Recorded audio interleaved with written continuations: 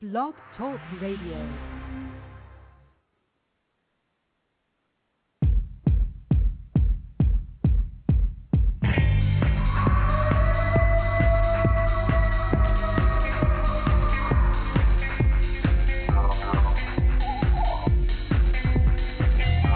Welcome to Sasquatch Watch Radio with your host, Billy Willard, and the Blog Squatcher. Strap in, hold on tight, get ready, because it is about to go down.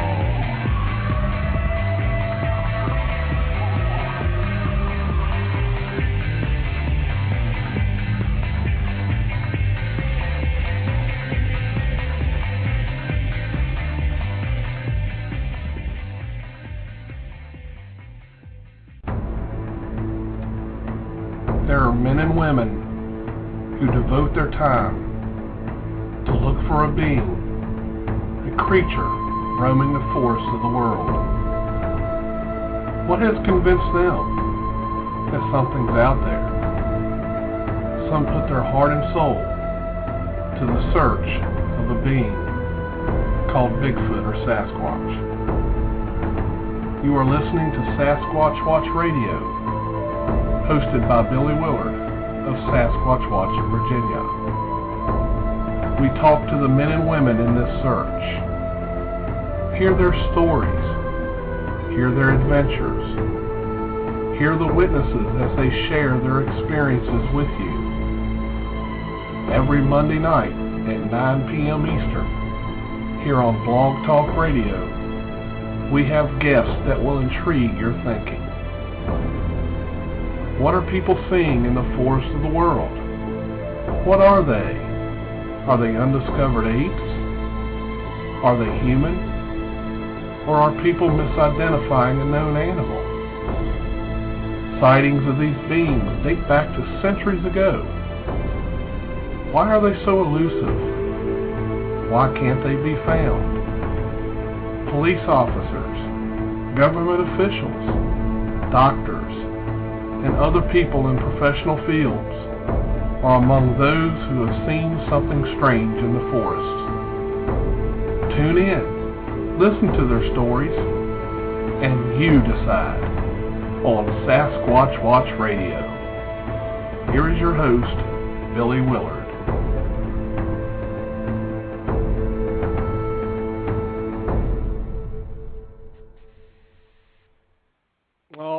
Welcome everyone. Today is Monday, October 12th, 2009. Welcome to another edition of Sasquatch Watch Radio. Hope you all enjoyed that little intro that I kind of quandered up here over the past week or so. There's going to be a few changes, as some of you may already know if you have been looking at the Blog Squatcher's blog. He has decided to take a break, probably a permanent break from being my co-host.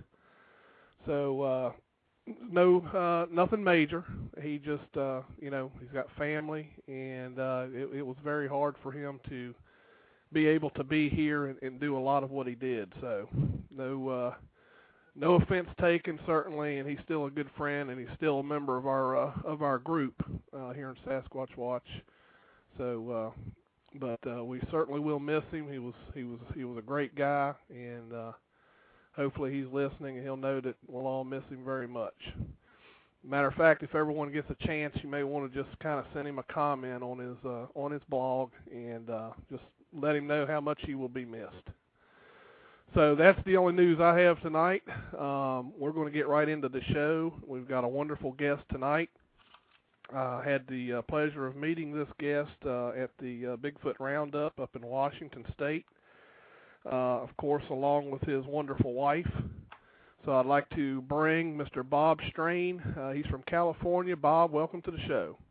Thank you, Billy. It's a pleasure to be here with you tonight.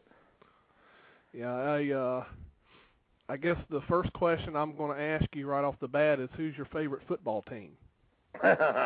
Well, it's going to be the Dallas Cowboys, followed closely by the Texas Longhorns.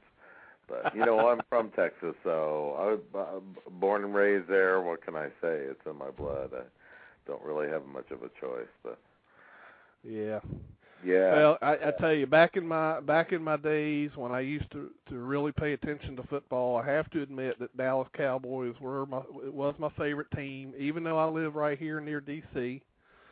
And that, kind of like what we talked earlier, Bob, it causes a little conflict here in this area. Yeah, of course. But that's okay. That's okay. Yeah, JC just made a comment. Actually, I thought this would be a good opportunity for me to take some nominations from people on who they would like as a co-host to help me out on the show. So if people have ideas, certainly send me ideas, and I will ask the folks, whoever y'all come up with, to find out who would like to join me here as a co-host. So if y'all have ideas, feel free to shoot them to my email at bwillard@sasquatchwatch.net.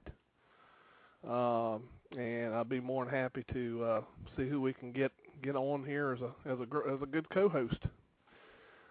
Someone had already nominated John Cartwright, but the greatest Bigfooter in the world doesn't seem to want to be a co-host. But I think y'all can talk him into it.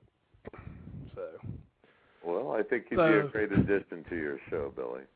I think he would too, but he doesn't think so. I don't know why, but I think he's a funny guy, so I think he would get along just fine. Well, he's shy. He's shy is what he is. Yeah, I know. So, Bob, this is the first time we've had you on the show, so we're obviously going to ask probably a question that you're already expecting is going to be asked. Oh. So the question is tell us about yourself and what got you started in this mystery. Well, it's kind of funny, I guess, how I got interested in it. I really didn't set out to be interested in the Sasquatch phenomenon or to get so involved as I have. I guess it all goes back to a sighting that I had in 1975. I was my first year out of high school. It was my first year at the University of Texas, and I had taken a trip up to Idaho to go elk hunting, deer hunting, bear hunting with my dad.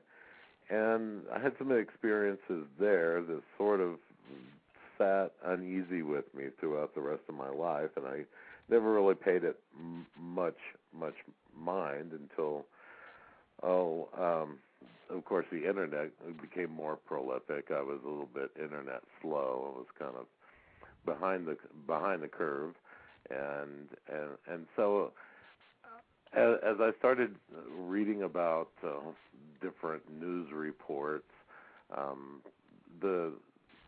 I guess some of the forums about Bigfoot, some of the research organizations about Bigfoot came up and as links to some of the stories that I had been reading. And I was a avid outdoorsman and always enjoyed reading things about the outdoors and hunting, and I came across the Bigfoot phenomenon sort of by accident and it got me thinking about what happened back in 1975 when we were hunting. And I started putting two together that that's the only explanation that I could come up with, that it was a Sasquatch that I witnessed. And that's sort of how I got into it. So it's, I guess, when you say a witness, I was an unwitting witness and totally ignorant about it for many years. And so, I mean, I'm absolutely convinced of the existence and what an elusive and rare creature it is. Mm-hmm. So, it's been kind of a quest, a challenge for me to try and gain some evidence, not to prove it to myself or to anyone else, but to help prove and conserve the species. Right. Yeah. So that's kind of what got me into it, and then of course along the way I met my beautiful wife Kathy, and we became a really good team of beauty, brains, and I'm the brawn, I guess.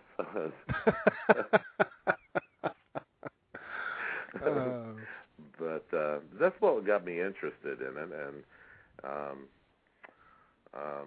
the BFRO.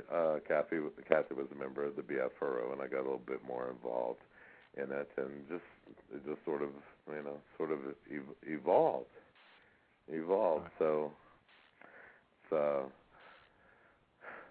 just I guess it was meant to be. Yep. Yeah. Yeah, and Kathy's is a great one. So. Oh yeah, long lucky time guy.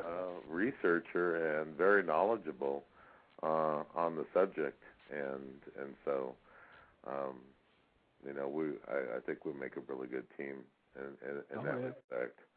Oh, definitely. Yeah. For all the folks out there listening, I forgot to give out the call-in number. If you have a question for Bob tonight, you can call in at area code 347-237-5070. I'll give that number out again. It's area code 347-237-5070. Please feel free to call in to ask Bob any questions. And, of course, if you're listening and tuning in and you're in the chat room, feel free to put your questions to Bob in all capital letters, and hopefully I will see it. Once I see the question, I'll stop the scrolling. That way I won't lose it. And so feel free to do that. So, Bob, you told us about your sighting. So we know you've had a sighting back in '75. Now, in all the research that you've done thus far, what do you think it's going to take to bring proof of the existence of this thing? Well, it would have to be. I think video might. It would have to be exceptional video with some type of trace evidence left behind. For instance, something similar to some Hollywood movie. If somebody was filming something and Bigfoot jumped right in the middle and tore up the car, and that was all caught on video, did something that nobody else could do, then then maybe. But something in a field, across the field, a black object, behind a tree, standing still, all that, none of that's gonna work. Otherwise, now of course the science, that's gonna require a body. And of course. Yeah, and I think we all, I'm sure you've seen your share of blob pictures that we just can't, Yeah. And when I say that, folks, I'm not saying that, you didn't truly see something and you pictured it, because things oftentimes don't turn out well in pictures. I mean, it looks a lot better when you're there than it does in a picture. So no way am I saying that you're not seeing something. It's just that it can't, unfortunately won't prove it to the rest of the world. Right. It's two-dimensional. And exactly. It's static, and there's it just won't do anything. It would have to be an exceptional picture. It would, something with some anatomy going there. Yeah, something right. So yeah, something special. It would have to be. That's for sure. Well, it looks like we've already got our first callers, and we know who this is. This is probably Mr. Henry May and Bill Green.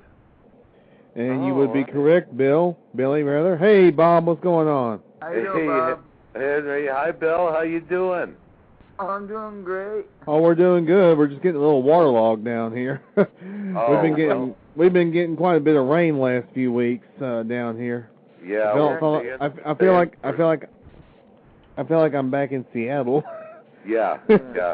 It's rainy back there. Yes, it is. Yeah. It was great for you guys to call in. In Connecticut, it's cold, cloudy, and it feels like winter's coming around the corner any minute, and no new Sasquatch activity in Connecticut. No? But I thought we're supposed to have some colder temperatures this weekend, fortunately, yeah, which it's gonna start feeling more like fall. Hang on, Bill. But anyway, Bob, I wanted to ask. Now, on the documentary that Todd Partain did, you described, I think, 2 or 3 encounters, maybe in one sighting. Well, is that correct? There he documented a couple of different instances on that film. Yeah, they were a couple of years apart.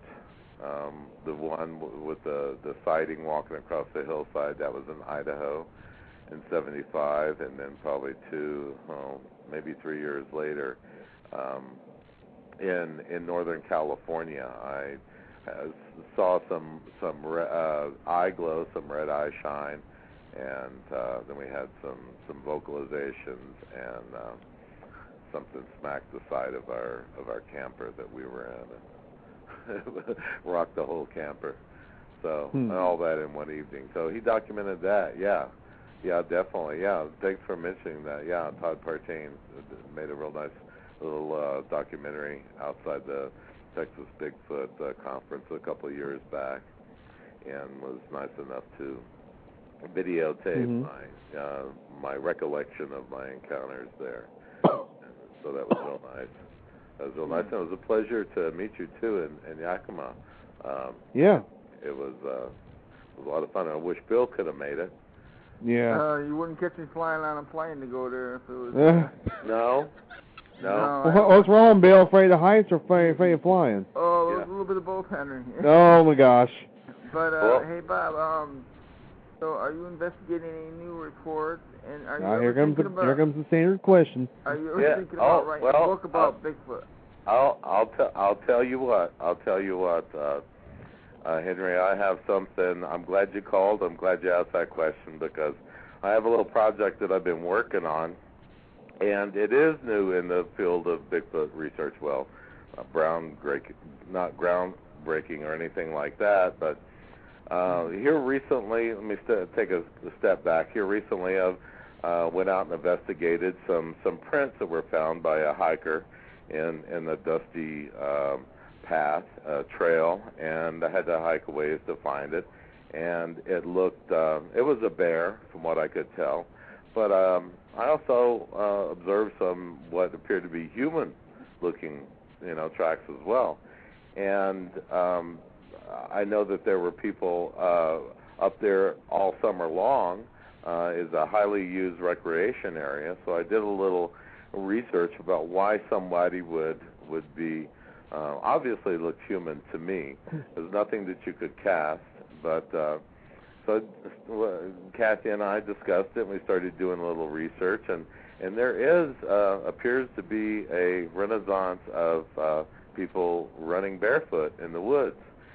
And there's quite a few websites. As a matter of fact, Kathy and I are working on a paper to put up on an article to put up on the AIBR website, and it should be up there soon, with some links to some YouTube videos of these barefoot runners, and they run barefoot. They say because it's healthier for their feet and their legs, and they avoid a lot of the injuries that they do for marathon running by actually running barefoot. And some of these people involve themselves, participate in endurance runs, 100-mile endurance runs. There's a famous one out of Durango, Colorado, a 100-miler, and the new wave is for barefoot runners, and to be running through the woods, through the wilderness. And I did some more searching, found quite a few, like I say, YouTube videos and websites that pertain directly to outdoor enthusiasts that run trail running barefoot into the wilderness, training by barefoot running. And there's has one YouTube video of a couple of guys hiking to the top of Mount Whitney in California barefoot. Another guy training running through riverbeds, stream beds, rocks, at all surfaces, all terrains, all all Golly. out. So if it wasn't tough enough, like my beautiful wife Kathy was saying, if it's not tough enough on us out there, now we've got people that are actually out running around and hiking barefoot intentionally. Golly. So it reminds me of those monks up in the Himalayas that I've read about. You know, these monks walk around in the snow barefoot. Yes, absolutely, and there are people that train by running barefoot in the snow. So Bill, keep an eye out there in Connecticut and keep your camera handy. If you see somebody running down the street barefoot in the snow, I want a photo of that, because that's one tough guy right there. But they do it. So Bob, are you planning on writing a book about your Bigfoot research or anything? Maybe one day. Maybe one day is something to think about. I hadn't thought about that, Bill. But if you think it's a good idea, then maybe I should. I could get Kathy to do most of it for me, and I could. So have Get Kathy to do it. You take credit. Yeah, say I did it. Has there been any recent reports or any recent reports or possible photos of Bigfoot in your state? No, well, nothing too dramatic. There's of course been some reported activity in Northern California, up around the Eureka area, up towards the coast, and there's always something going on up there, activity-wise. Nothing dramatic for sure. It seems to be, pretty quiet around our area. Certainly, it has been quiet. It's been a couple of pretty quiet summers with no real reports. Maybe a couple of reports scattered through the Sierras here and there about sounds, but yeah, Okay. People wanted those. People wanted the Monster Quest update. I admit I've been slacking a little bit where that's concerned. I checked a website called thefutoncritic.com. It said that the 4th season of Monster Quest is it's fate to be determined, or it's on hiatus. So it might be back maybe next year or something, or maybe late this year or something. I don't know when. So I don't they're really showing know all the a lot of reruns. those. Yeah. So, Billy, what's new with your Virginia Sasquatch research and other stuff? Well, we haven't had anything new lately. It's kind of dried up in that area. The other areas that we've been working on, I haven't had anything dramatic happen on. So there's really nothing to discuss. There's just nothing going on here right now. Yeah, when's that special of yours is coming on the internet that you're doing that you did about Bigfoot? That is you're talking about the public broadcasting service documentary I did. That should be coming out, she told me, by the end of the month. Okay. They actually are pushing to get it done fast because it's part of a series. There's some kind of a series that comes on in West Virginia called Outlook on PBS, and they're trying to get it ready for that.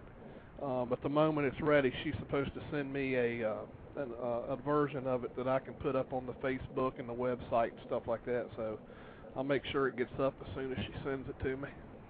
Yeah. Are you planning on doing any presentations in Virginia about Bigfoot, or going to any conferences? I tell you what, Bill, I wish we had stuff like that in Virginia. We just don't have nice conferences like some of the other states in the U.S. for Bigfoot. I mean, we have the occasional paranormal / ghost conferences, but we never have anything on Bigfoot in this state, which I'm hoping one of these days I can make a change to that, because I think there's a lot of interest here that people don't know about. Yeah. So we just don't have anything here. All right, guys. All right. Yeah. And All right. other Thank y'all people call so in. much. Thanks, Bob, for answering the questions. And Yeah. Billy too. You bet. Yeah, Bob, All and Kathy's in the chat room, and she's in full support. Yeah. All right. Well, we'll talk to you all later then. Thanks for taking our call, Bye. Billy. Good night, guys. All right. Good Y'all night. have a good one. Bye. Yeah, that would be something I would really be interested in doing, is having some type of Bigfoot conference here in Virginia. We just don't have the good stuff around here. Well, yeah, Ohio, right? But that's quite a ways from where you are. Yeah. Yeah. Well, Well, Ohio. I go to that conference every year. Of course, when Eric runs his conference up there in Pennsylvania, I go to that. Those are really the two closest ones that we really have that are within, not too bad of a driving distance. I really wanted to go to Craig's this year, but I just couldn't get away with this new business and everything. But hoping I'll make it next year. Yeah, I wasn't able to make it either. I understand that was a good conference, and of course it was in the Oh, he had some great guests. location. Yeah. Let's see. Let me get back to my questions. Hold on a minute. Somebody just put one up here. This comes from the chat room from someone by the name of Leverage. Bob, can you give your theory on the possibility of ultrasound capability of the animal? If not, can you give a theory on what sense the animal is using to make itself so elusive? Well, I'm not any kind of acoustical expert at all, whether it's ultrasound, infrasound. I don't know. I do know that I've read some research on elephants, that elephants can communicate up to like 20 miles or so from trumpeting, and the reverberation, whether that's probably infrasound, vibrates. They feel it through their feet, and so if that type of communication,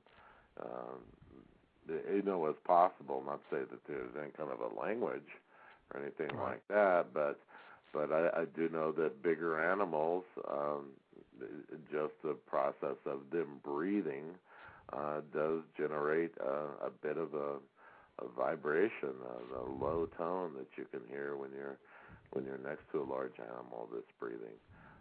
Right. So whether there's anything more to it than that, I don't know. Right. But as far as being so elusive, well, they're scary elusive. They're tricky. They're if what I saw, in 1975 in Idaho, I had two strange experiences 2 days apart, and the one creature that I saw walking across the hillside, that I can only now say that I think it was a Sasquatch. Then 2 days later, some type of a strange creature in the dark in the early morning hours slid across, for lack of a better term, slithered across this road that we were driving up that had brand new fresh snowpack on it.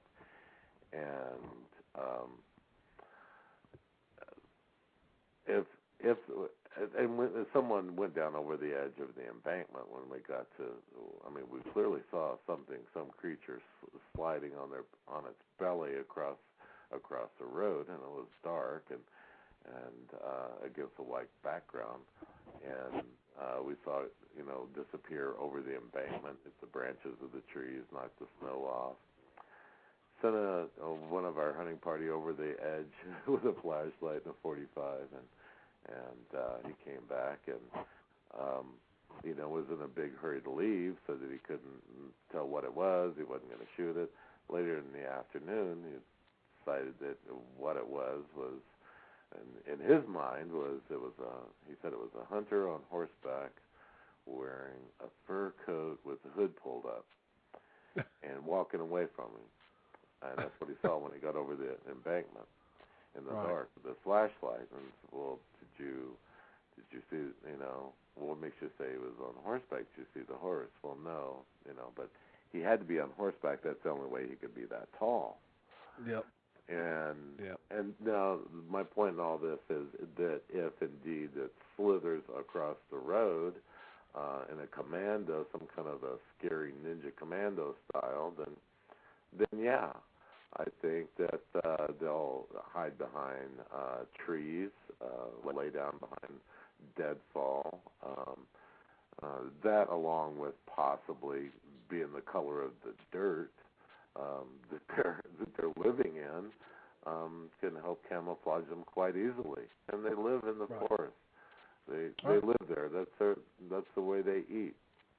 That's the way they, if they hunt by concealment and surprise, then it's no wonder that they can stay so easily concealed. And I think they're very wary too. That they're very cautious, and it could be that they also think that we can see in the dark possibly as well as they can. If they're under the assumption that we can see them in the dark as well as they can see us in the dark, then of course they're going to be elusive even at night. So, I mean, Cliff, my good friend Cliff Bergman had, when I talked to him a few months ago, he said something that stuck with me, and he says that he thinks that we wholly underestimate this animal. Now, if you start with the starting point that you think that it's scary, creepy, stealthy, sneaky, smart to begin with, and we're underestimating it, then it's I don't know what you call that, double secret. Right. Scary. Sneaky. I think they're sneaky. No, I don't hold to anything other than no illusion, hypnosis, bending of light rays. They're simply good at what they do. Yeah.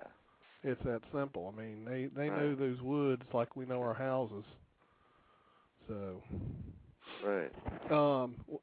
Here's a funny question from Andy Drew. It says, if Kathy won the lottery and gave you a little bit of it, yes, what would you do with it to further your research besides buying the mansion on the hill? Well, what would I do? Well, okay, so then I have a blank check to buy something, to do something I want to further research. I would, it would go along with the therm. I think somehow get somebody to incorporate a therm camera with like a fourth generation night vision and a digital recording all in one compact unit. And that's what I would get. Yep, that would be nice. Of course, just so you know, Kathy said you wouldn't get any of the money, so. Yeah, well, yeah. No, I get the stuff. I get to pick out good stuff, though. Oh man, folks! I'll give out for all those that have just come in. I'll give out the call-in number again. If you want to call in and ask Bob a question, the number is 347-237-5070. Again, it's 347-237-5070. You just make absolutely certain there's no more questions here, and I'll go back to my list. Okay. What is your most favorite sighting or encounter report? Everybody usually has a favorite. Well, I'm awfully fond of my own. No. Yeah, I'm sure. Yeah. I'll tell you, I had the opportunity during the time that I was associated with the BFRO to talk to quite a few witnesses, and it was really interesting, compelling to me when you could tell the person was getting emotional over discussing this, and it's something that they've kept for I don't know, days, weeks, months, years, however long it is. and they feel greatly relieved to be able to talk to somebody about it that doesn't laugh at them, make fun of them. But this one report always sticks with me of this lady that I talked to of something that happened to her probably, I don't know, maybe 20 years ago now, and she lived up in the Reno area, up in Reno, Nevada, somewhere close to there, and she and a friend were going on a hike up in the Sierras, which would be, the area would be on the eastern side of the Sierras, near Lake Tahoe. And they were going up this, there was a little parking lot, and this trail, hiking trail, went up to this creek, and I'm not sure what all, maybe a big overlook up there. She and her friend were walking up the trail, and 3 teenage boys came running down the trail from above them, past them, didn't even slow down, said, "Don't go up there, there's a monster up there, there's a monster up there," and they thought that, the ladies thought that the boys were just trying to scare them, give them a bad time. So they kept on going and got up close to this heavily thicket wooded area up near a stream, and they smelled an awful smell, and they thought that maybe they had stepped in something, really bad. So they're checking their shoes, and they look up the hill, and they see not far from them, she said couldn't have been more than 30, 40 feet, something like that, if memory serves me correct, up the hill, looking at them, and it was the color of pine needles. And she said it was, pretty good size, standing upright, what looked like a big giant monkey, she said, looked at him, pursed his lips and kind of went, hoo, kind of hooted at him. And she said that she could see the cracks in the lips when it kind of made that hooting sound. And then they said something, and it went down, took off running up the hill, but not on all fours. It was, she said, it was more like using its hands as grabbing trees and pulling itself up and swatting branches aside, sort of, like a swimming motion, but running real low to the ground. And so they took off running back down the hill, and the thing followed them for all the way down. She said maybe 100 yards or so up the mountainside, but flanked them all the way down. And it was something that she, really affected her quite a bit. She still had a drawing, like a colored pencil drawing that she did of the event after she got back home that day, and she sent it to me, and it accompanies the report up on the BFRO website as well, her pencil drawing. And so, that's one of my favorite ones. She got a pretty good look at it. It scared the crap out of her. And it was the colors of pine needles. She said if it hadn't really moved, and had been looking at them, she might not have seen it. Right, yeah. If it would have just stayed still, she probably never knew it was there. Maybe so. But that's one of my favorites. Here we've got another pretty good, interesting question. This one comes from Irish Guy. He says, where do you feel the genetic line is? Do you think it's on the human line or the ape line? Well, of course, my background is more in fire science, and as a retired paramedic, it's not. Don't really get into that type of stuff. If I had to guess, I don't know. It acts more like an ape than it does a human. From what little I know about the difference between apes and humans. Just because, monkeys. You look at an ape. There was this. God bless her. There was one girl in my high school. She was ugly as a monkey. And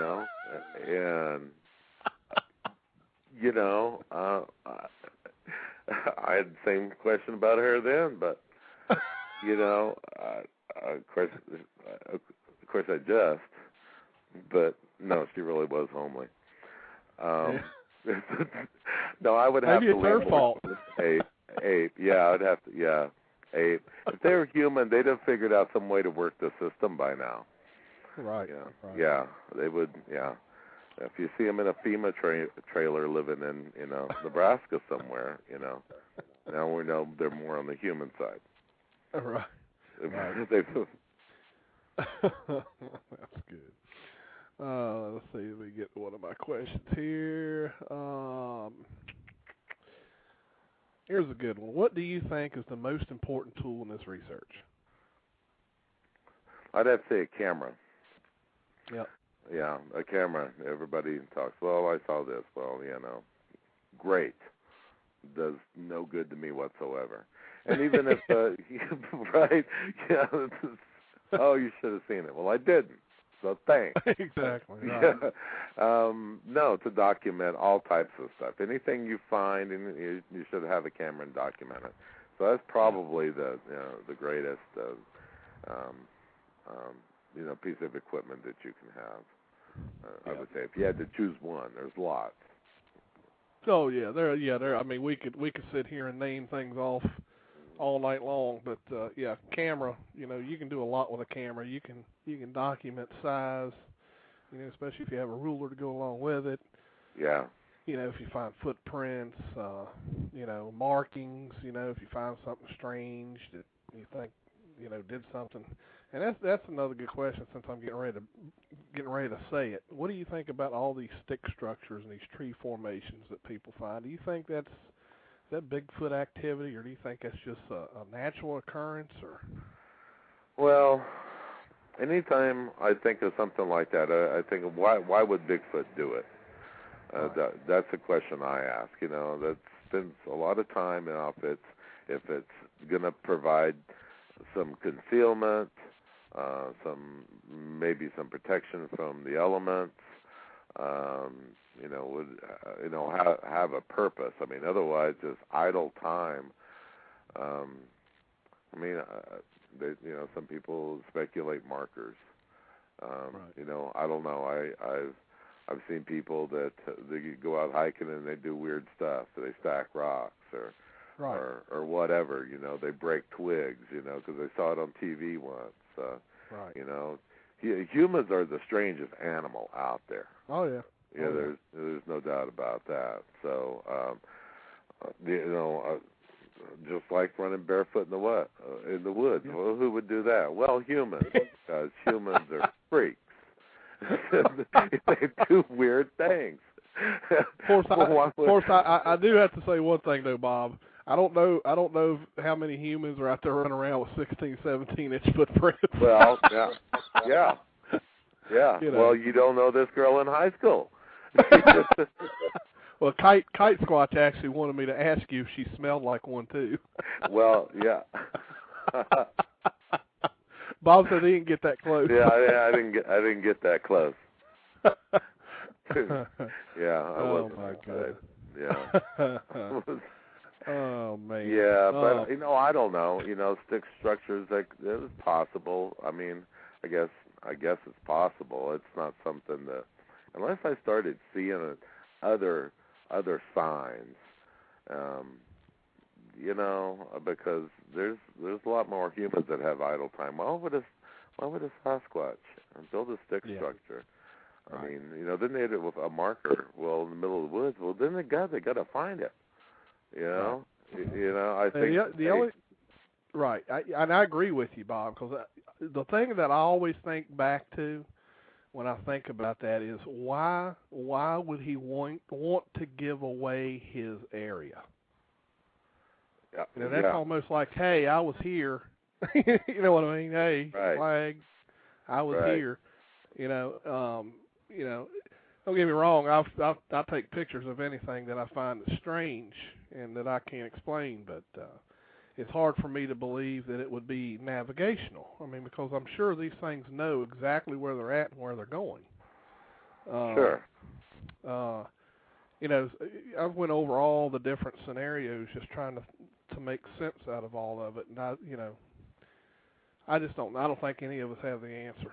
Could it have been done by Boy Scouts or some hiker or whatever? Yeah, I'm sure it could.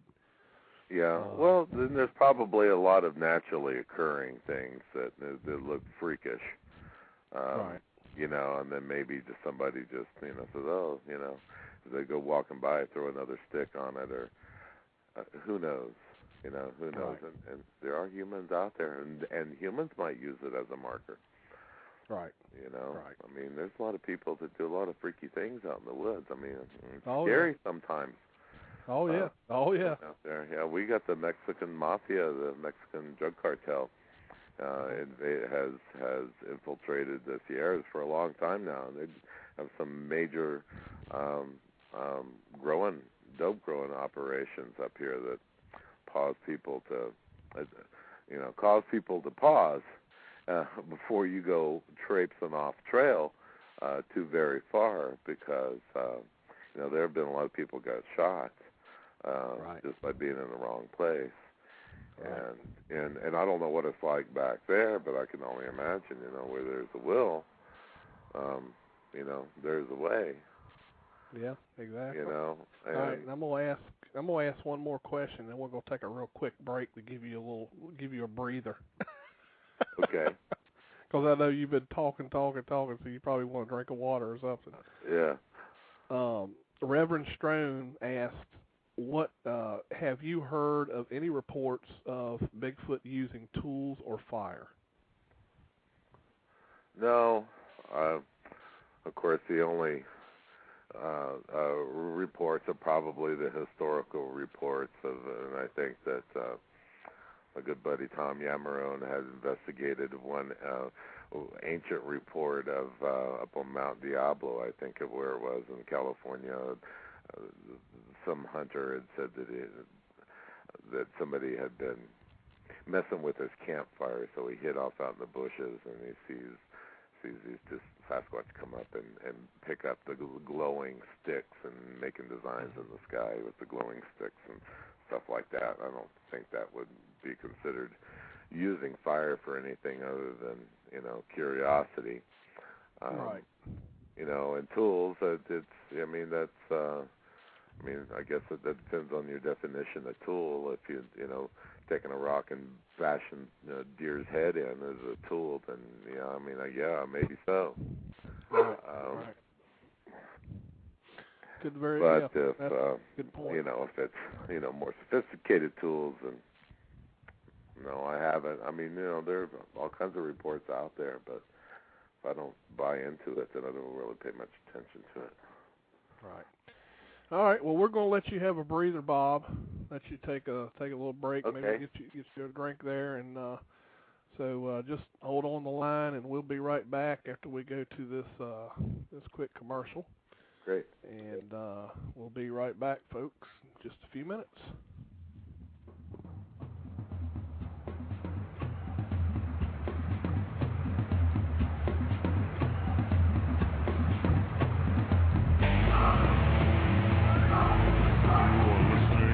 Sasquatch Watch Radio.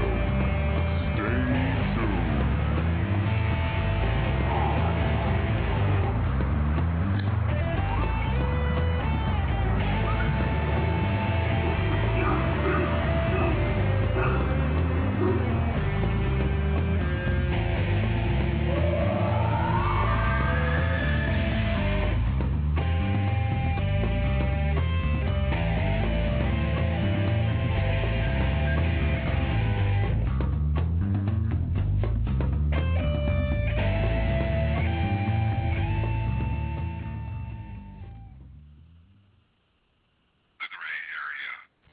Paranormal Talk Radio, bi-monthly, Wednesday nights, 8 to 9 p.m. Central. The Gray Area. Paranormal Talk Radio divas Melissa Hovey and Monica Rollins, never afraid to tell it like it is. The Gray Area.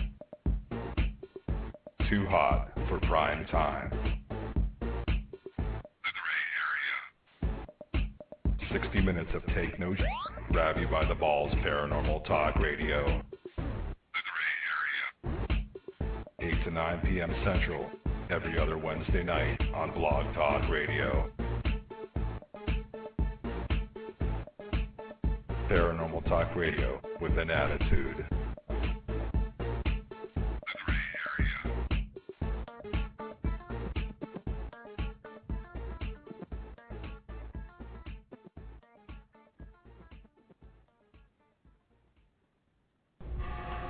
We hope you're enjoying the show. If you get a chance, visit the Sasquatch Watch of Virginia website. It can be found at www.sasquatchwatch.net. Sasquatch Watch of Virginia is a Bigfoot and Wildlife Scientific Field Research Association. We conduct field investigations and field research within areas of reported encounters. Our friendly research methods do not strive to harm or kill any wildlife. We seek to be cooperative and not hurtful to any person or groups or to any public or private organizations. Feel free to visit our website. Have you had a sighting of a creature? Then feel free to call our hotline to submit your encounter. Our hotline can be reached at 703-445-4287. And remember, we specialize in sightings here in the state of Virginia. Or you can report your encounter at our website under the tab Report Your Encounter. We will make certain that someone gets in touch with you. And please enjoy your visit to our website. Again, it is www.sasquatchwatch.net.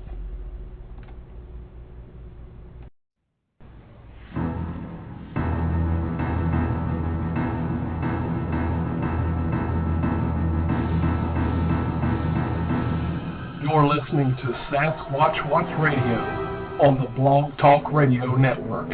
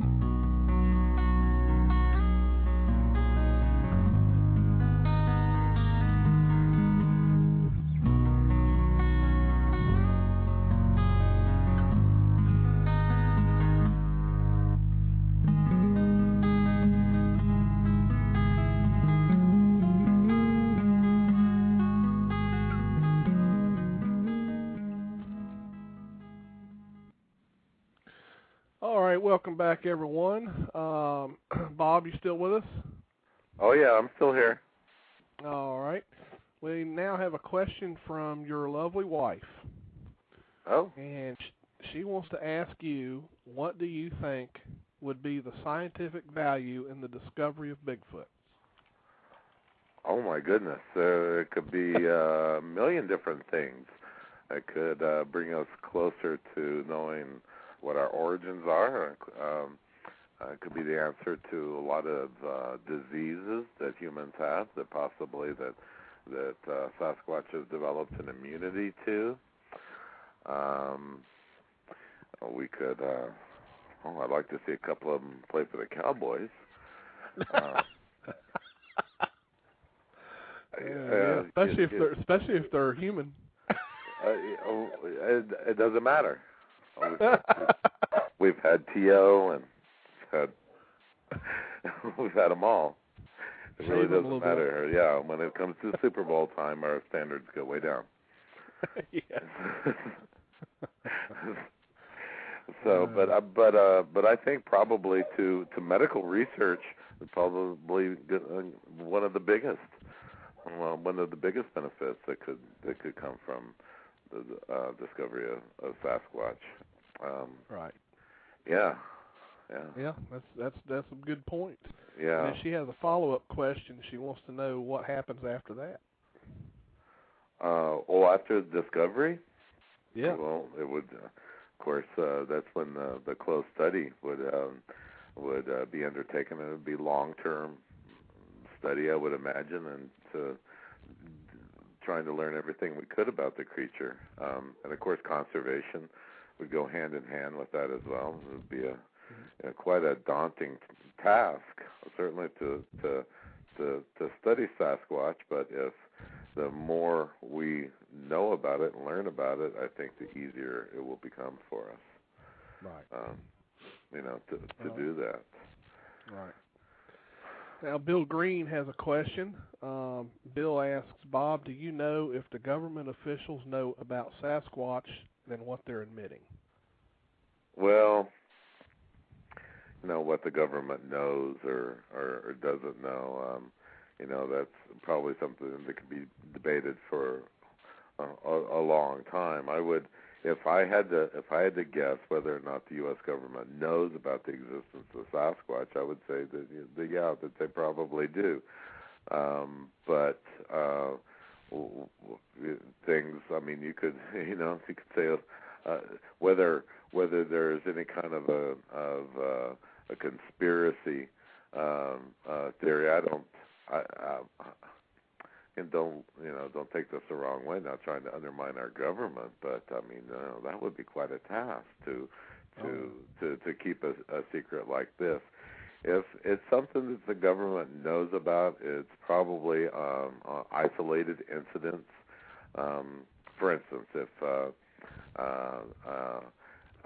in some remote military base, somebody accidentally shoots a Sasquatch climbing over a fence. Is it something that, I mean, humans are humans, and the last thing I think, as long as I'm speculating, that any base commander wants is to be the guy who took the body of the Sasquatch to the press and said, "Oh, look, the government's known about it all the time." That would be just career suicide for him.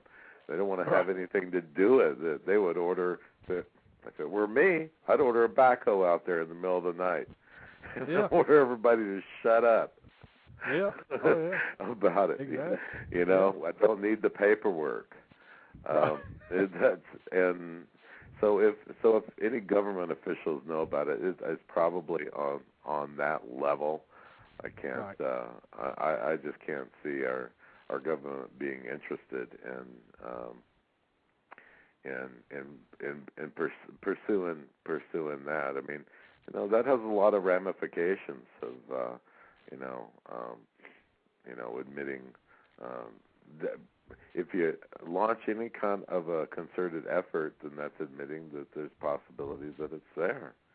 And I think Sasquatch is going to be a pretty hot topic. Whether Obama knows about Bigfoot or not, I don't think it's in that little book that all the presidents get to read, if you believe the movies. I really don't. I think if it's I just don't. It is interesting. It is interesting though that it's in the Army book. Well, I've heard that, and it's well, I mean, I guess somebody will have to take them to court. Right. Fight it legally, and that battle. I mean, if all this effort is over a lot of the research that people are doing, if they would just do that kind of research and go look at public documents, and might find something somewhere. But I don't. It's not in my gig, so. I mean,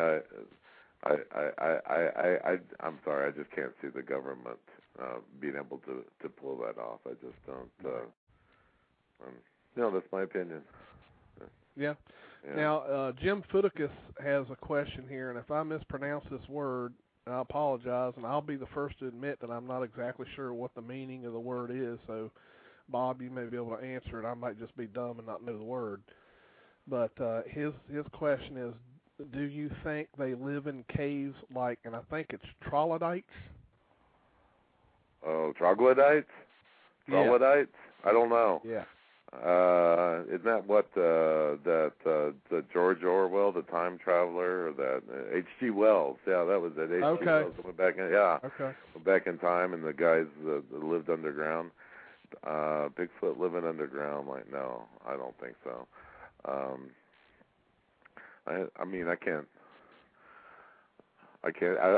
think that Bigfoot might, be an opportunist, and if there's an overhang or some type of a cave or something like that to, for brief temporary shelter, maybe, but I can't see him living in there.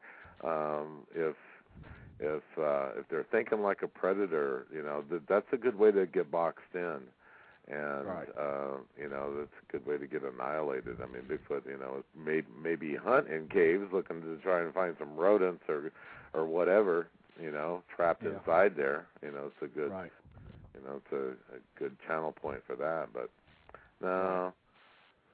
Yeah, I have a feeling that if he does take advantage of using, caves as a shelter, for example, I'm sure that he would make certain that there was a second exit. Somehow or another, there would be another way out. Oh yeah, well, yeah. I mean, that's, and of course now that's giving them a lot of credit. I mean, I know they got a brain and all that kind of stuff. But I'll tell you what though. I mean, my dogs know that when one door in the house is closed, they can go to the back door and get through. That's right. It takes It must not take a lot. Yeah, right. No, not brain science. Now, Kite Squatch has a funny question for you too. His question is what do you think about the questions that your wife has been asking you? Well, I think he's trying to tease your wife. Yeah. Well, she's a lot smarter than me, so when she asks questions, she already knows the answer. She wants to hear your question. Yeah. Well. I'm just scanning through here to make sure there's not any other questions here, because I've got this thing stopped so that I can kind of scan through here, make sure. But in the meantime, while I'm scanning, I'm going to ask you another one of my questions. Let's see. Here's a good one.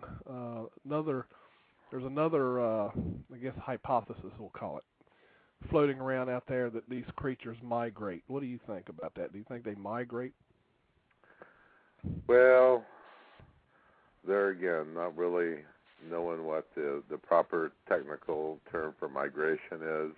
I don't know that they undergo a migration like butterflies and go thousands of miles like geese do. Ducks, I don't see that. I do see them probably moving around fairly close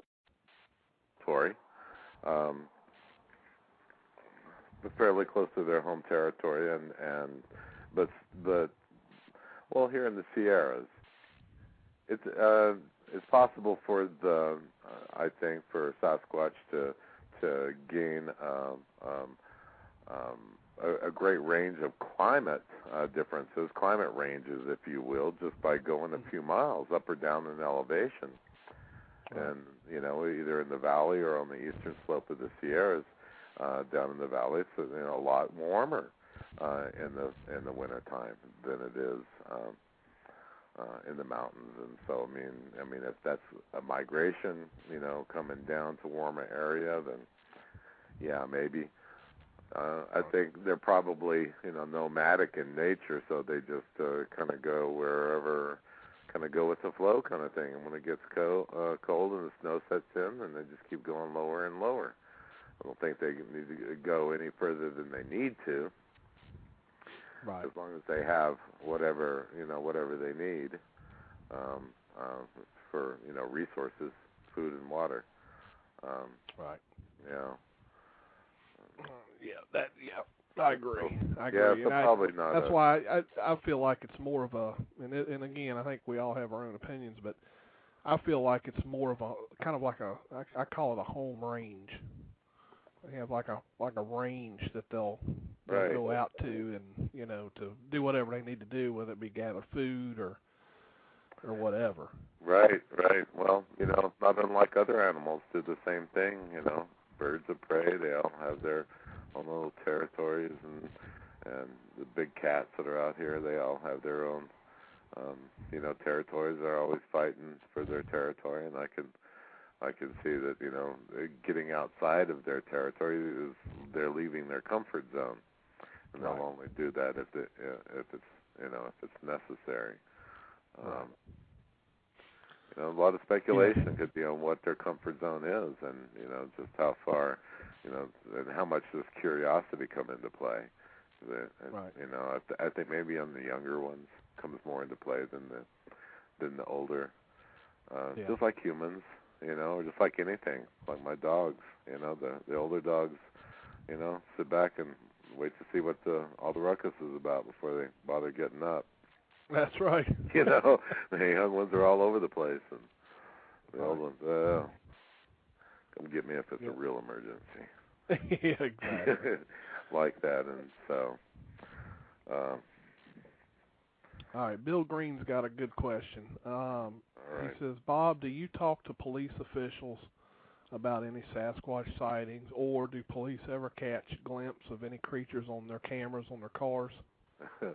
Well, they probably do. There again, I'm not sure what police officer is going to want to report that.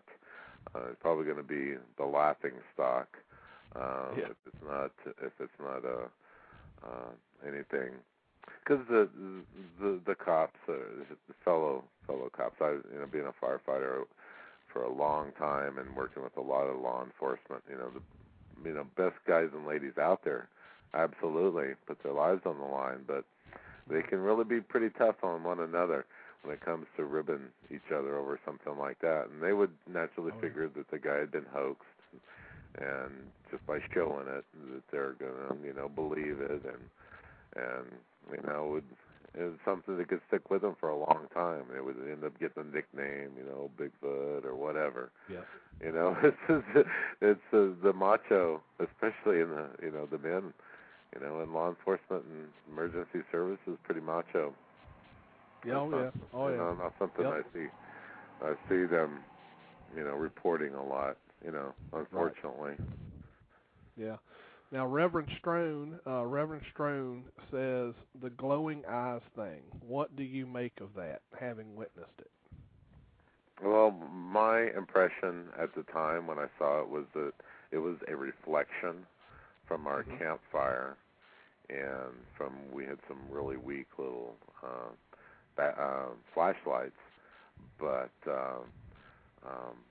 that was my recollection of it, having the impression that it was a reflection. So I ended up seeing 3 sets on the night that I saw those red eyes. Ended up being the name of Todd Partaine's documentary, Eyes in the Dark. Right. And it was pretty eerie. I mean, I got to tell you, but I had no real knowledge of Bigfoot, and would have been not on my radar at all. Bigfoot at the time, which is probably good, because after we saw those eyes and got back in the camper, that's when something smacked the side of our camper really hard and rocked it. And then we had a couple of vocalizations really close by. Trying to rationalize it all out, we saw it as 3 completely separate incidences, all within a short period of time. And and it could have easily just been written off and forgotten about. I think a lot of people's experiences, happen that way. It's just something that seems, that's odd, and then they continue on, with their life. And, yeah. But to answer the good Reverend's question, is my impression that it was a reflection, and quite a ways off, and pretty bright reflection. I'll give you that. But he's got a yeah. Well, I've seen red. I guess what we're all kind of calling red eye shine. I've seen down in Texas. The first time I'd ever seen it. Never seen anything like that around here. But I was down there in Paris, Texas, as you know, there in the Northeast. Right. And let me tell you what, I agree with you 100%. It is definitely a very eerie thing to see. I mean, there is no doubt, because especially when you're looking up at the height that you know you're looking. Yeah. Yeah. And you can't see what's there with the eyes. Yeah, that's probably a good thing. It's definitely an eerie thing, that's for sure. Yes. Actually, the Reverend Strone's got another question. He says if you want to pass on this one, no problem, because it's speculative. Oh. He goes, but do you have any ideas about Sasquatch social structure? Well, if I had to guess, it would probably be that it would fit in line with what you see on. I'm not a great ape expert or a chimpanzee expert, but I know that in you might call me a dog expert. I've had dogs my whole life. Right. That there's a pecking order. There's definite pecking order, and the older, bigger ones become, the alphas, and usually,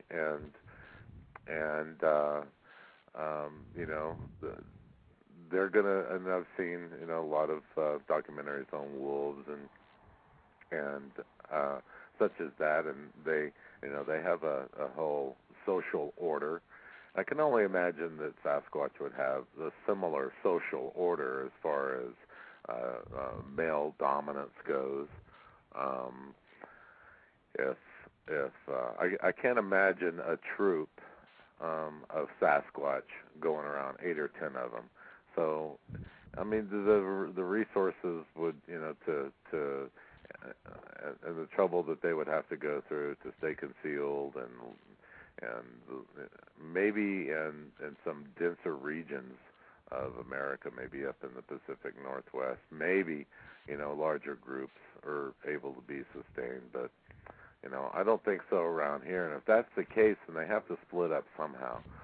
And and I can see, I mean, just like anything else, as the animal gets older, it starts to become more curious, and its range becomes further and further away until eventually it just doesn't come home anymore. Right. And I can imagine this maybe the same type of social order there, and that's all I can equate it to. Right. But I would, I wouldn't, think it's anything too elaborate. Right. Just sort of a natural order. Right.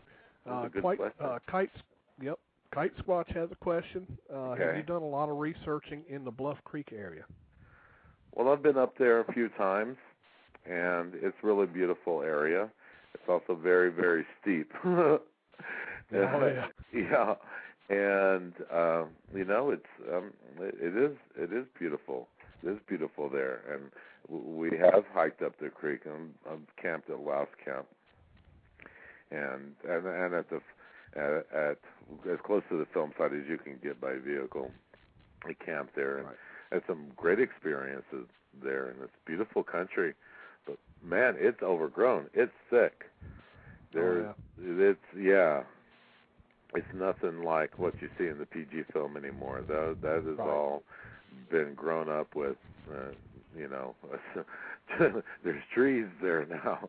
Well, if I'm not mistaken, if I'm not mistaken, I think back when they shot that, wasn't there recently like some kind of a flood clearing or something? Yeah. There had been a major flood, and I believe it was the year before, if I'm not mistaken. But it had wiped out and deposited a lot of gravel in a flat area, and of course those areas are still there, but they're just so completely thickly overgrown that it's almost impossible to make your way through there. You essentially have to hike in the stream. If you're going to navigate Bluff Creek, you're getting wet. That's the only way to do it. Right. Otherwise, all right, looks like we have a caller here. Let me see if I can figure out who we got here. Caller on the line, you're on the air. Hi, everybody. We're How's doing it going, just Bob? fine. Great. Hello. Good. Hi. Is that Billy? Yeah. Yeah, How you doing? I called in because pretty good. My name's Roger. I called in because I've had a few sightings myself, actually. Really? Yeah, I haven't actually seen the Sasquatch, but I've seen a few other creatures. Most likely the Bearman-O. There's the Beast of Gavadon. I saw that. I saw the Bunyip when I was down in Australia. There was Champ. And I saw the Chupacabra. My God, you've gotten around. You have gotten around. The Drop Bear. The Ebo Go-Go. I saw a fair once. There was a flying rod. There was also a folk monster, the giant anaconda, the globster, the grassman. Can't forget the griffin. Saw that back in '82. There's the Grutzslang. Then I saw the Hay Shivo, the Ilmana lake monster, the jackalope, the Japanese wolf on top of that. The Loveland frog was an interesting one. There was the Lake Tahoe monster back in '94. There was the Manaboko, the Manicore. Then I saw the... Now, do you think he's really seen all those, Bob? Well, yeah, as a matter of fact, I'm afraid so. I'm afraid so. Repeatedly. But that's okay. But that's okay because that is quite a few. That's quite a few sightings. But not Bigfoot. It's disappointing. Quite a few sightings. Yeah. Oh me. Well, that's I wish I could only be so fortunate. Yeah, me too. Yeah. Me too. Yeah. Let's see. We have. Let me see here. That might have been Bob Gimlin. He told me he was going to crank call. So. Yeah. You really think that's who it was? I don't know. No, I don't think it was. They were both saying they were going to crank call, both of them, those rascals. You said Bob Gimlin said that? No, I'm messing with you. He didn't say that. I was gonna say I feel really bad now. Yeah, I know. Bob Gimlin. Yeah, I know. Come on, man. No, he was going good. No. Oh man. No. Oh gosh. Spin Dave here. He's got an interesting question. He says, "Do you think that Bigfoot has a sense of humor?" He says, "With all the sounds that Bigfoot has been purported to produce, is there anything that resembles laughter?" I haven't heard of anything, although I have, heard reports of people saying they heard what sounded like chuckling or laughter, but, I would like to hear something on recording that sounded like laughter. Yeah. Yeah, it'd be interesting. Well, heard a lot of interesting sounds lately, but no laughter. Midnight Walker. Bob, what is your general approach to engaging these boys of the woods? Wait a minute. Let me make sure that I'm reading this right. Bob, what is your general approach in engaging these boys of the woods? May have missed, came in late. Do you? Oh, okay. Do you wood knock, call blast, or do any other things like that? Yeah. We do some wood knocking occasionally. We've got a blaster that we use occasionally to try and elicit some responses.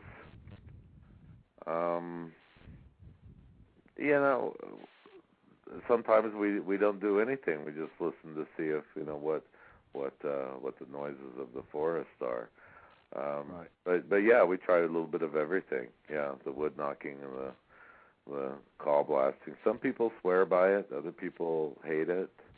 I mean, I think John Friedis has had some really good success for call blasting, and I've been fortunate enough to be out with he and his lovely wife Mantra and do some call blasting, and he gets responses from from stuff that recordings that he has that I would never think of using. He's got some angry orangutan. One of it's just bizarre. It's unsettling. It's either angry orangutan or angry baboon. I'm not sure which it is. But he doesn't really follow the protocols that we do, but it seems like he gets a lot of results. We try and do it on a time schedule. If we're going to call blast, we'll do it every half hour or something like that, and try and be scientific about it. But I'll tell you, he's got some. Of course, he's got a speaker off of a battleship that. Oh wow! Yeah, it's giant. Oh, it's a giant speaker. It's unbelievable. It hurts when it goes off. So I bet that thing is loud. Huh? Wow. Yeah. Oh man. Yeah. Bill Green wants to know, what are your opinions on how Hollywood does Bigfoot movies nowadays than they did in the past? I think they're probably getting more sophisticated, and the movies that are coming out, I think, are geared more towards the younger people. The disposable income, and the blood and the gore. Yep. A good friend of mine is a illustrator, a graphics artist, and he's working with some people that are putting a film together right now about Sasquatch, and haven't seen some of the script material. It's like, whoa, this is made for TV. It's the Texas Chainsaw Massacre meets Bigfoot. Yeah, we don't have the good old Legend of Boggy Creek documentaries and things like that. I just watched that again the other day, and I still like to watch it. We just everybody thinks those are corny, the young people anyway. They hear the music and they automatically, oh, this is corny. Yeah, well, maybe so, but it's documentary-ish, and I go for those, even if it does have corny music. I prefer those than Yeah. Grasshopper wants to know. He says, Bob, some think that Bigfoot is Neanderthal. What is your comment on that? Well, there again, I'm not an anthropologist. I don't know a lot about the evolution, and but from what I do know about Neanderthal, I think they were fairly small, or certainly not the size of Bigfoot, and where they've been all this time. Right. I think there again, there's a lot of speculation. We can speculate about anything, what it is and what it isn't, until we have some solid physical evidence, and then we're not going to know. And I guess all speculation is open. Yeah, why not? Right. Yeah, I saw Bigfoot riding a unicorn. Okay. Right. Great. You may want to talk to Eric Altman about that one. He claims to have a unicorn in a freezer. Okay, Eric has a unicorn in the freezer. Yeah. That's an ongoing joke for a while. Yeah, right next to the kegger. No, he said the horn broke off, though. Yeah, the horn broke off. Yeah. Well, it was a chupacabra that got it. Yeah. Yeah. He probably did. Yeah. Polypodium, I think I'm pronouncing that right. Polypodium has a question. Does I don't think, just to clear the record, I don't think Bob's part of the BFRO anymore. No, but I'm not. Their question is does the BFRO and the AIBR actively cooperate and openly share information? Openly share information, no. Actively cooperate, with a lot of the members are good friends of mine, the BFRO members that is good friends of mine, and we have members that are BFRO and AIBR members, both. No, the active sharing of information is frowned on. from the BFRO, and whether that's right or wrong, I mean, it is what it is. So we're not able to share their information, but we do actively participate, on an individual basis with outings and stuff such as that. It's right.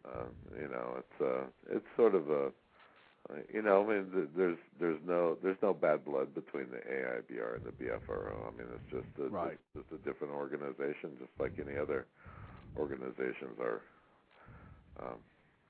It's just bigger than most. Yeah. All right, let me see who this other caller is. So brace yourself here. Okay. It's another Skype caller, so we'll see what we have. Caller, you're on the line. Uh-oh. Hi, sorry we got cut off. I saw the sea monk, the sea monk. I think he was going to continue with his list of creatures. Oh, bummer. Yeah.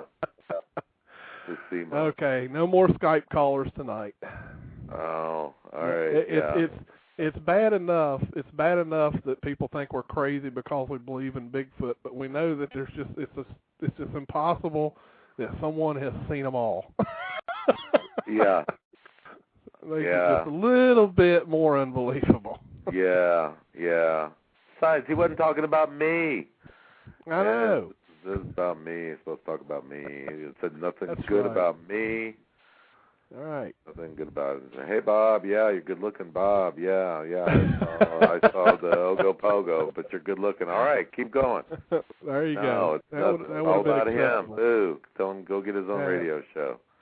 That would have been acceptable. And yes, JC, I do like the Travis Crabtree song. Thank you.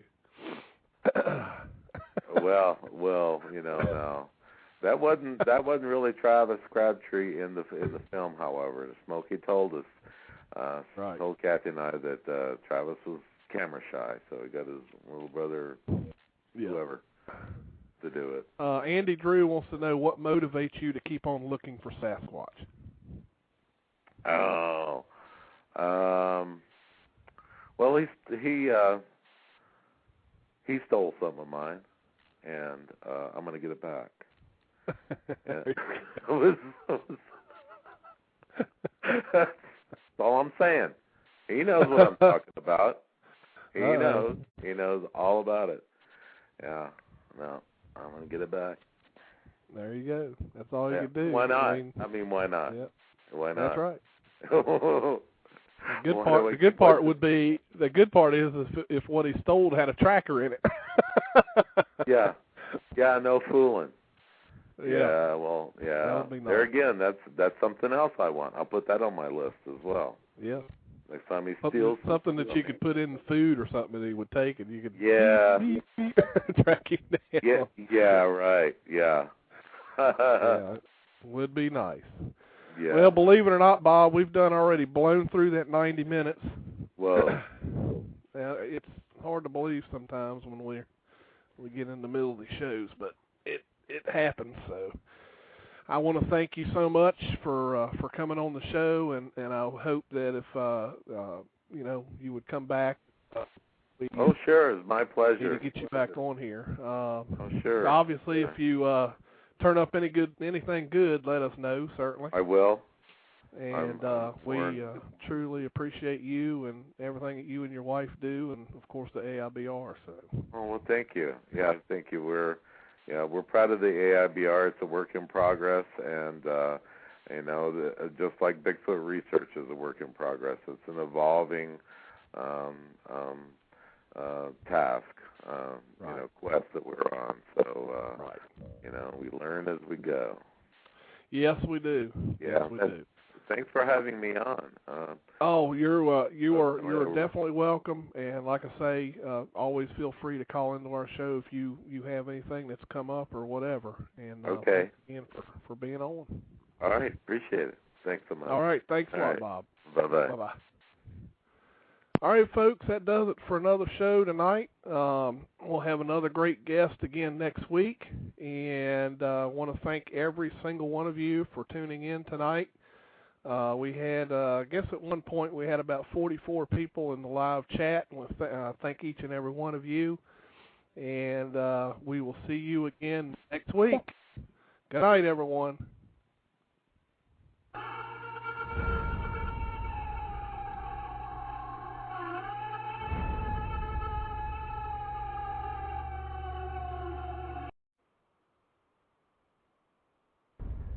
A legend silently stalks the forest around the world.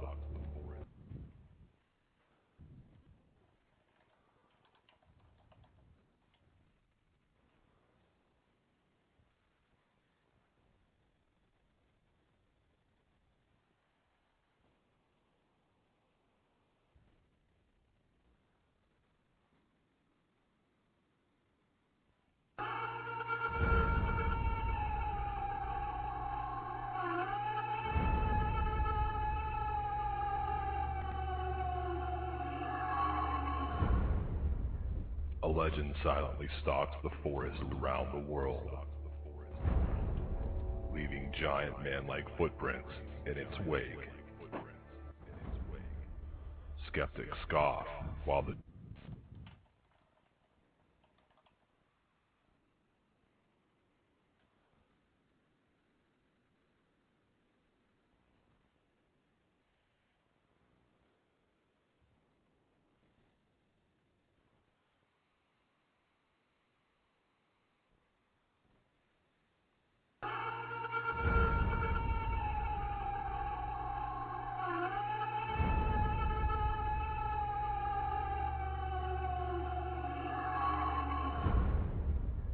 A legend silently stalks the forest around the world, leaving giant man-like footprints in its wake. Skeptics scoff, while the true believers search for the answers, and those who have seen it will never forget.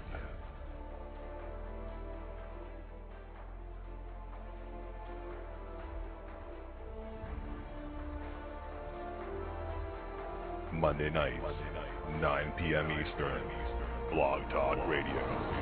Billy Willard and the Blog Squatcher present Sasquatch Watch Radio.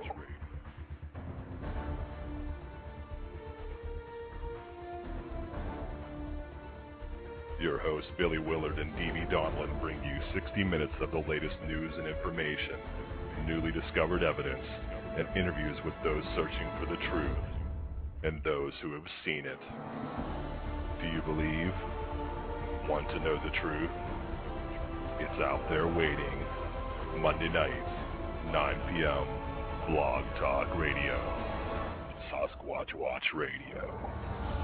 Sit down, hold on tight, get ready, because it is about to go down.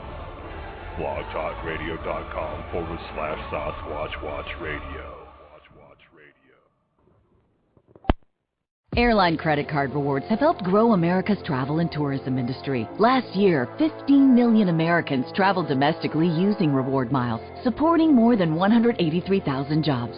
But now Congress wants to pass a law that could eliminate credit card rewards and decimate the U.S. travel and tourism industry. Tell Congress to support travel and tourism jobs and oppose the Durbin-Marshall interchange bill. Visit handsoffmyrewards.com/travel to take action. The United States Border Patrol has exciting and rewarding career opportunities with the nation's largest law enforcement organization. Border Patrol agents enjoy great pay, outstanding federal benefits, and up to $20,000 in recruitment incentives for newly appointed agents. If you are looking for a way to serve something greater than yourself, consider the United States Border Patrol. Learn more online at cbp.gov/careers/USBP. That's cbp.gov/careers/USBP.